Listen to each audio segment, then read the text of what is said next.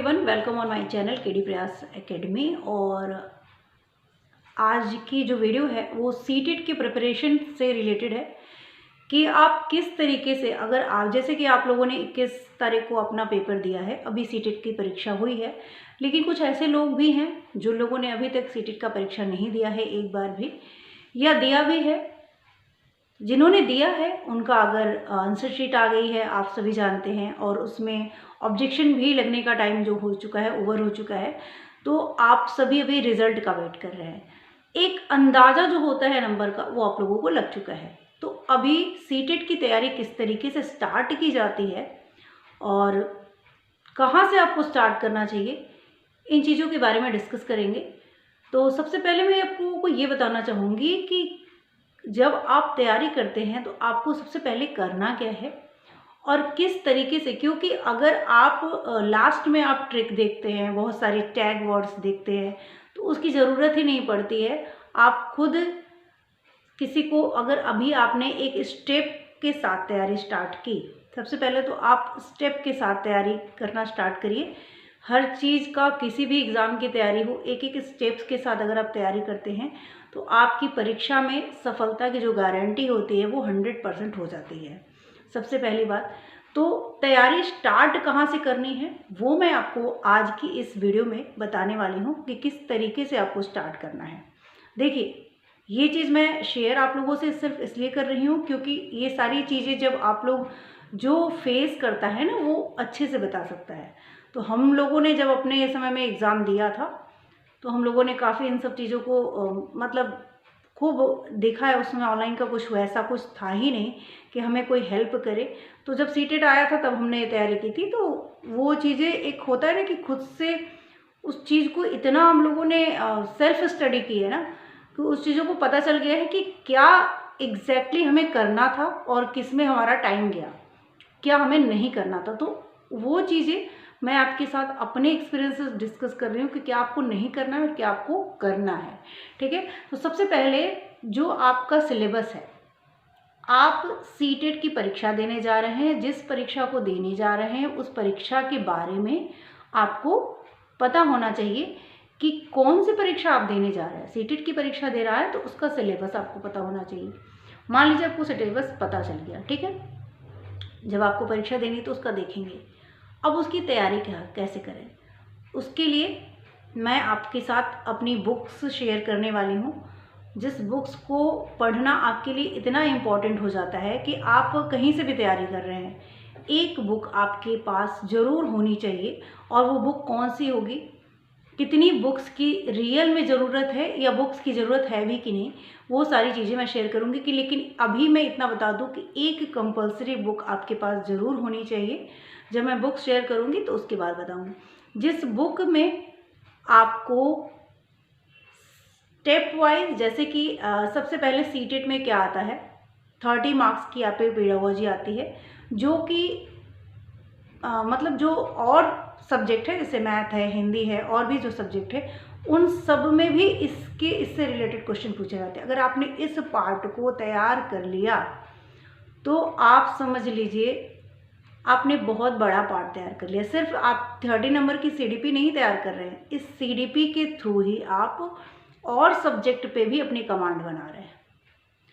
और इसको कैसे पढ़ना है वो मैं आपके साथ पूरा का पूरा एक एक वीडियो में डिस्कस करूँगी, क्योंकि अभी हमारे पास टाइम है अगली गलती ना करने के लिए। क्योंकि सीटेट तो बार बार आता है बट आपकी जो वैकेंसीज़ होती हैं वो बार बार नहीं आती हैं। और अगर हमारा सीटेट, अगर वैकेंसी आ जाती है, हमारा सीटेट क्लियर नहीं रहता ना, तो मतलब उस दुख को, जैसे कि अभी मान लीजिए बीपीएससी का एग्ज़ाम आया है, ठीक है, सारे बच्चे भर रहे हैं फॉर्म, लेकिन जो नहीं भर पा रहे हैं, अब उनसे पूछे कि उन्हें कितनी तकलीफ़ हो रही है। क्योंकि वैकेंसी का कोई, सीटेट हर 6 महीने पे आएगा, कुछ नया नियम आ जाएगा, लेकिन आपके जो हैं वैकेंसीज़ नहीं आती हैं। और यूपी की बात करें तो यूपी में लोगों की एज चली जा रही है, जो चाहते हैं कि मैं सिर्फ यूपी में ही काम करूं, उनकी तो एज भी चली जा रही है और उनको जॉब नहीं मिल पा रही है और वो कहीं और जॉब करना नहीं चाहते हैं। तो ये भी एक बहुत बड़ा मुद्दा है, लेकिन कोई कुछ कर नहीं पाता। सीटेट क्लियर है, बहुत सारे लोगों के कैंडिडेट ऐसे हैं जिनके सीटेट क्लियर हैं, वो यूपी से बाहर जॉब नहीं करना चाहते हैं। कुछ अपनी अपनी सिचुएशंस है और एज भी चली जा रही है, क्योंकि 10 साल 8 साल में वैकेंसी एक बार आ रही है, तो आप उसके लिए नहीं कर सकते। सीटेट क्लियर करिए, जो मौका मिले तो सीटेट सबसे पहले क्लियर करके एक बार आपको रख लेना। ये क्वालिफाइंग एग्ज़ाम है, इसको बहुत कुछ करने की ज़रूरत नहीं है। मैंने पास होने के बाद, क्वालिफाई करने के बावजूद भी कई बार दिया, उसका रीज़न अलग था और मैं आपके साथ कभी शेयर करूँगी कि मैंने बार बार सीटेट क्यों दिया।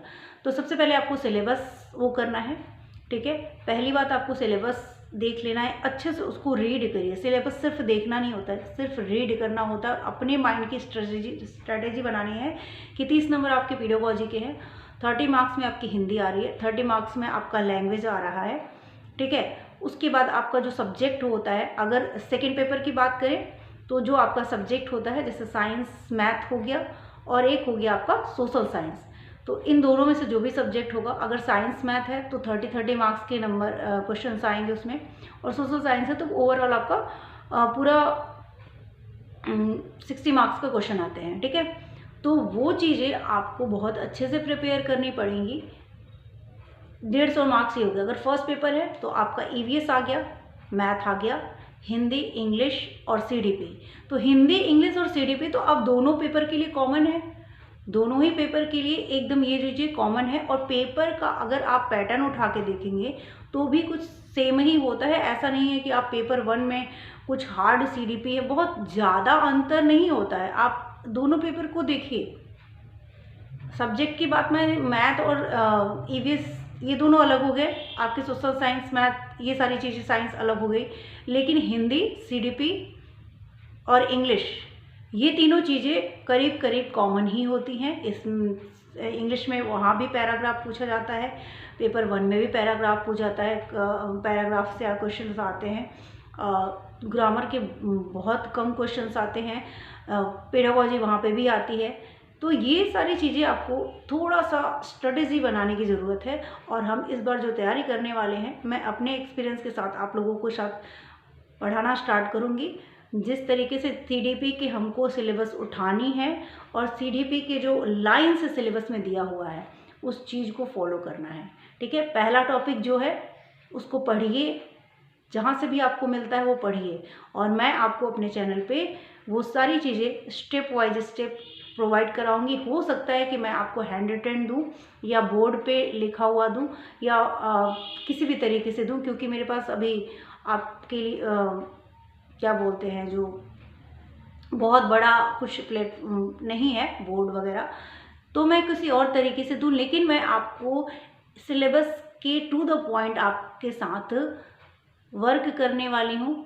तो आप लोग अगर मेरे तरीके से पढ़ लिए और मेरे साथ साथ स्टडी कर लिए तो आप लोगों का जो आप लास्ट में ढूंढते हैं ना कि ट्रिक क्या है या 1 महीने में कैसे निकाले, वो उन बच्चों के लिए होता है जब आप पढ़े ही नहीं है, लास्ट में एकदम अचानक से आगे तैयारी करने। तो आपका तुक्का कैसे लगा सकते हैं कि कुछ क्वेश्चंस भाई सही हो जाए, या क्या ट्रिक से भी कुछ क्वेश्चन सही हो जाते हैं, कुछ टैग वर्ड से सही हो जाते हैं। तो वो ट्रिक हम लोग बाद में डिस्कस करते हैं, ताकि कोई भी तरीका हम ना छोड़े और किसी भी तरीके से हमारा पेपर निकल जाए।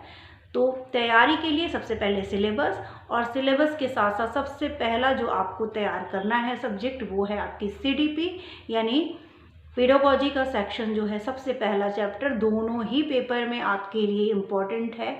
तो सबसे पहले इसको लाइन बाय लाइन इसके टॉपिक को पढ़ना स्टार्ट कर दीजिए, अगर आप रियल में तैयारी करना चाहते हैं और चाहते हैं कि एक ही बार में आपका सिलेक्शन मतलब ये क्वालिफाई एग्ज़ाम हो जाए। तो इससे बड़ी कोई ट्रिक नहीं है, और ये बहुत ज़्यादा रटना नहीं है इसमें। जैसे कि आपने पॉलो का नियम पढ़ रहे हैं, ठीक है, और या अधिगम के सिद्धांत पढ़ रहे हैं, थार्नाडाइक का है, जो भी चीज़ें आप पढ़ रहे हैं, तो पॉलर की स्टोरी बहुत बड़ी तो है नहीं। इसको अगर मैं आप कहेंगे तो मैं स्टोरी के फॉर्म में आपको सुना दूँ, ठीक है, वो भी आपके माइंड में जल्दी से याद रह जाएगा। तो मैं कुछ ऐसा करूँगी, हो सकता है अगर आपको वीडियो पसंद आएगी तो मैं उसको कंटिन्यू कर दूँगी कि एक स्टोरी के फॉर्म में मैं आपको सुना दूँ और आपको पढ़ना भी ना पड़े और आपके माइंड में वो सारी चीज़ें रह जाए। आपने पॉलो से रिलेटेड क्वेश्चंस पढ़ें, उसके MCQ मैं आपको करा दूँगी। लाइन टॉपिक वाइज मैं जैसे जैसे आपको पढ़ाती जाऊंगी आपको वो सारी चीज़ें क्लियर होती जाएंगी।